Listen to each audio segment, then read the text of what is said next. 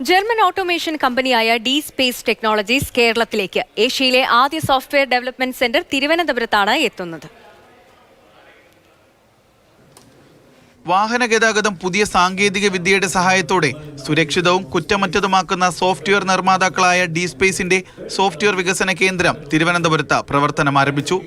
D space India software and technologies എന്ന പേരിലാണ് പ്രവർത്തനം ആരംഭിച്ചത്.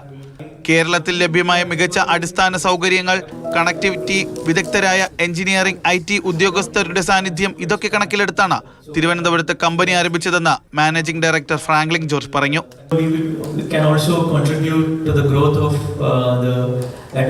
software development around for automotive industry. Those are some of the factors that made us to kind of conclude on Trivandrum could be the center for us. D സ്പേസിന്റെ തിരുവനന്തപുരത്തെ ഉദ്ഘാടന ചടങ്ങിൽ മന്ത്രി P. Rajeev പങ്കെടുത്തു.